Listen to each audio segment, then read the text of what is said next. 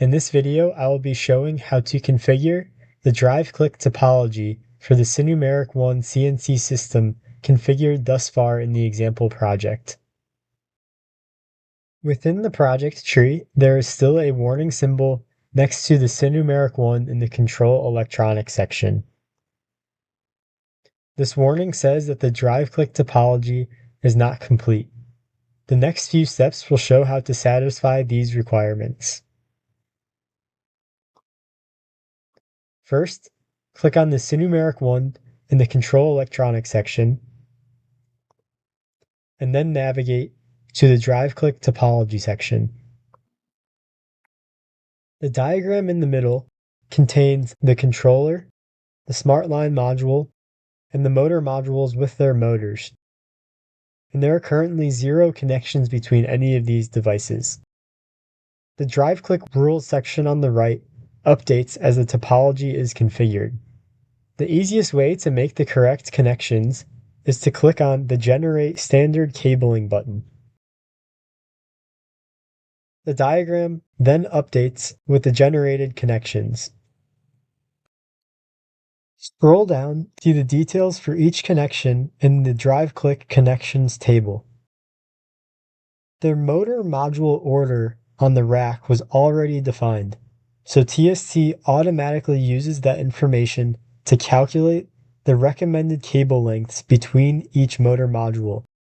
However, cable lengths for the rest of the connections still need to be defined, and these really depend on information coming directly from the customer regarding the application, which is not known by TST. The first one we need to define is the connection between the NCU and the SLM. Clicking in the empty length field brings up the DRIVE-CLiQ connection window.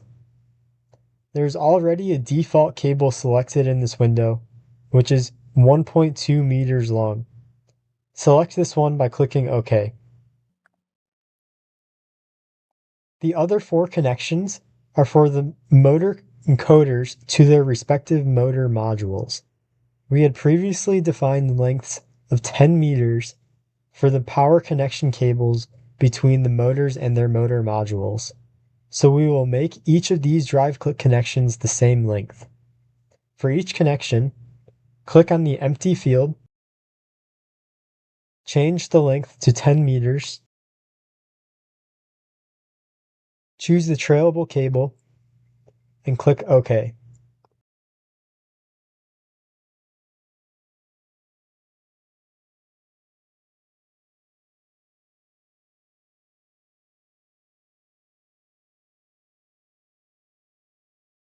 We will do this for each connection from each motor to their respective motor module.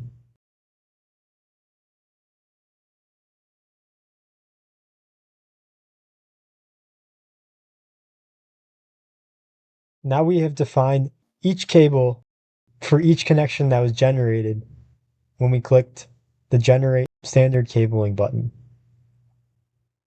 Underneath the DRIVE-CLiQ Connections table is an area to add hub modules and also additional articles via article number. We now see that the warning has gone away in the project tree, and this concludes the video for configuring the DRIVE-CLiQ topology for our example project.